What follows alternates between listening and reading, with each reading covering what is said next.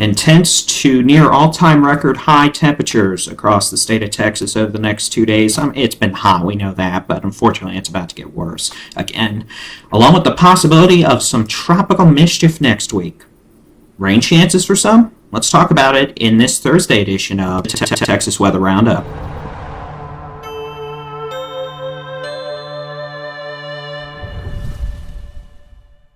Good morning. It is Thursday, the 17th of August, 2023. I'm Texas Storm Chasers Baldy-in-Chief David Reimer. After a couple folks got lucky with some storms yesterday, closer to the coast, really, we're going to be talking about the return of extreme heat and that abhorrent humidity, or at least moisture, across the state over the next several days. Some folks are going to easily be exceeding 110 degrees this afternoon and again Friday afternoon, with some folks, unfortunately, probably hitting 115, and that's not the heat index, which is pretty, no, absolutely not nice.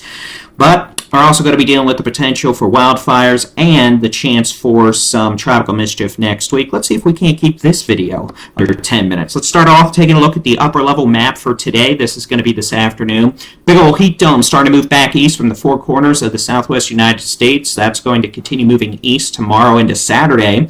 Keeping an eye on an upper level low off the California coast that's been sparking some thunderstorms that have been starting wildfires from lightning in northern California. And what will probably become Hurricane Hillary today off the Baja California coast. That could be a direct threat to Southern California by early next week. That doesn't happen very often, but it is 2023.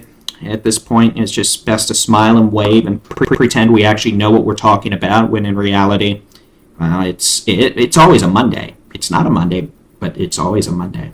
All right, in terms of wildfire danger over the next 3 days, it is going to be very high to extreme. It's going to be worse over the next few days than it has been the past few days because of the return of the abhorrently hot temperatures versus the triple-digit temperatures. We're just going to go beyond triple-digit temperatures and go to abhorrent temperatures, because at this point we're running out of metaphors and descriptors to describe summer of hell 2023, after the summer of hell last summer. All right, over the next couple of days, what we're going to be dealing with in the tropics. Here's a look at the tropical weather outlook from the National Hurricane Center. Still a low potential for this thing to become a tropical depression or tropical storm early next week. That hasn't changed. What has changed is we're starting to see a bit of a northern bump in some weather model guidance, which means that perhaps we will get some rain out of this. Now, here's a couple things we need to know. We're talking about a system that, if it actually forms, is 6 days away from the state of Texas. We're talking about a system that could be anything from a disorganized tropical wave, a cluster of thunderstorms, all the way up to maybe a tropical storm. We're talking about something that, until it really actually forms, we can't get too detailed on, because the exact track of the system is going to depend on exactly where it forms. And of course, we're also talking about something that some folks are probably going to think is the next Category 5 Harvey doom gloom. It's not. That is very, very unlikely with this situation. We're not even talking about a hurricane at this point. So let's make that abundantly clear. If this does develop, some folks in Texas along the coast, maybe parts of inland Texas, could have rain next week. Couple inches of rain, perhaps. Some increased surf on the coast, that's all but guaranteed. Maybe some strong winds. We're just going to have to wait and see what happens over the next few days until this thing actually starts to form and we get closer into, say, Monday. We're just, keeping an eye on extended range weather model guides. That's all we can do at this point, and anyone who tells you otherwise is talking out their behind. And one of those folks that we really don't encourage you to follow on social media. We know that the fancy little graphics you see on social media that make it look like the apocalypse go viral in, 15 minutes of AdSense fame, but in reality, it's garbage. So we really do encourage you to follow reliable weather sources. We like to think of ourselves as one. Trust me, we could put out a fancy graphic that makes it look like the apocalypse next week, and, we'd probably get hundreds of dollars in ad money for it, but we're not about doing that here. We like to actually be the responsible long-term folks. That's why I've been around for 10, 15 years now versus someone who just pops up on the internet and does, stuff like that. So, hey, it's Baldyinchiefisms we'll start those early today. All right, let's look at the upper level pattern as we get into Saturday. Here you go. That heat dome is centered right back on top of us for all intents and purposes. Storm system, New England, Hurricane Laura attacking Baja California, starting to move up the Baja California coast, pretty much for Southern California. And then upper level disturbance-y mischief continues in California, probably with some storms out there. Otherwise, this pattern for us is just going to keep us high and dry. And then here is Monday. What could be tropical storm lore at this point, getting awfully close to Southern California. Upper level heat dome shifting a bit to the north, closer into the Midwest. Triple digits are about to visit places like Nebraska, the Dakotas, probably Iowa. But this here is what's going to have to be watched in that little tropical disturbance, perhaps in the Gulf of Mexico. Cyclonic flow around the area of high pressure means that would generally get pushed slowly to the west.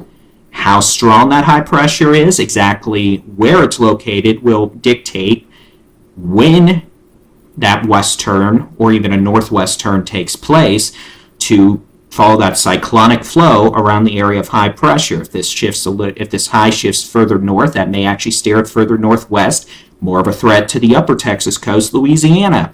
Farther south track, and that would push this thing closer towards the lower Texas coast, maybe Mexico.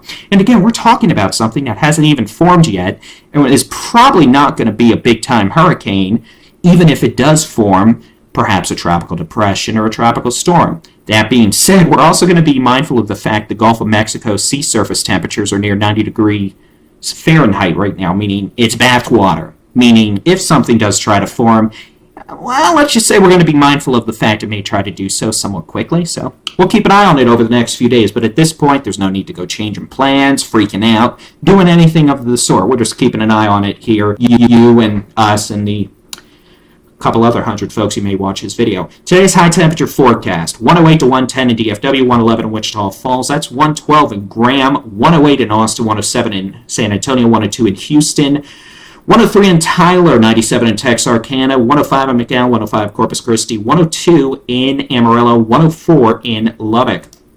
Tomorrow's even worse, frankly, for parts of North Texas. 110 to 111 across the DFW Metroplex, flirting with the all-time record high of 113 set back in 1980 at DFW. 111 Wichita Falls, 111 Graham, 106 in Austin, 104 in San Antonio, 102 to 105 in Houston, 106 in Tyler, that is nasty, 107 in Lufkin, that's getting awfully hot, 103 in McAllen, 103 in both Amarillo and Lubbock, 107 in Midland. Here's Saturday, triple digits galore. Sunday gets closer to 105 to 110 again.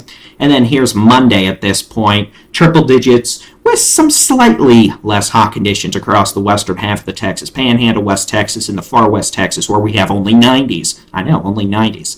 And of course, by this point, we're either going to be looking at completely dry and hot weather continuing all next week, maybe some scattered showers and storm chances increasing along the coast, or a developing tropical cyclone in the western Gulf of Mexico that's going to make our week next week quite busy.